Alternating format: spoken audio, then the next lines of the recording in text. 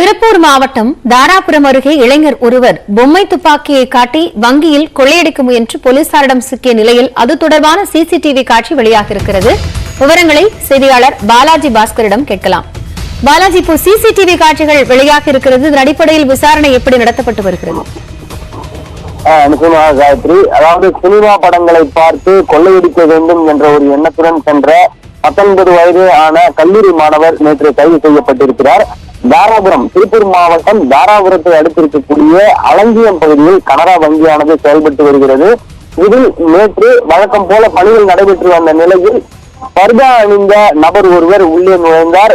முகமூடி அணிந்தபடியும் கையில் ஒரு கைத்துப்பாக்கி மற்றும் டைம் பாம் உள்ளிட்டவற்றை தான் வைத்திருப்பதாக சொல்லி உடனடியாக வங்கியின் கதவுகளை சாத்தி உள்ளே இருந்த நபர்களை மிரட்டியிருந்தார்.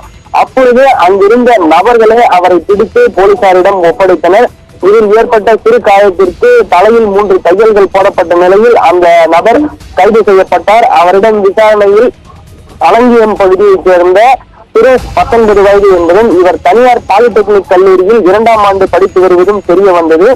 மேலும் இவரிடம் விசாரணை செய்ததில் நடிகர் அஜித் நடித்த துணிவு படத்தை பார்த்து அதே போல வங்கியில் கொள்ளையடிக்க வேண்டும் என்ற ஒரு எண்ணத்தில் ஆன்லைன் மூலமாக, அதாவது மீஷோ உள்ளிட்ட பல்வேறு ஆன்லைன் தளங்களில் இருந்து முகமூடி, பர்தா, போலியான பொம்மை துப்பாக்கி மற்றும் டைம் பாம் உள்ளிட்டவற்றை வாங்கியதாகவும் அதனை கொண்டு நேற்று இந்த கொள்ளை முயற்சி சம்பவத்தில் ஈடுபட்டவராகவும் தெரிய வந்துள்ளது.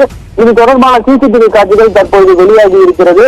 அதில் வங்கியை முழுமையாக தனது கட்டுப்பாட்டிற்கு கொண்டு வந்த அந்த இளைஞர் கதவுகளை சாத்திவிட்டு கீழே சென்று அங்கிருந்த பொதுமக்களிடம் பேசும் பொழுது கையில் இருந்த கத்தியானது கீழே விழுந்திருக்கிறது.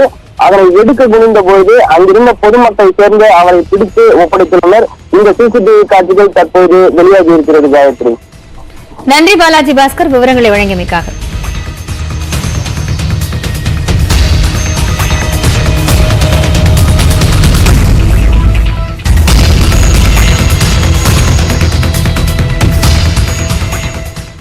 இடைவேளைக்கு பிறகு மற்ற செய்திகளை பார்க்கலாம்.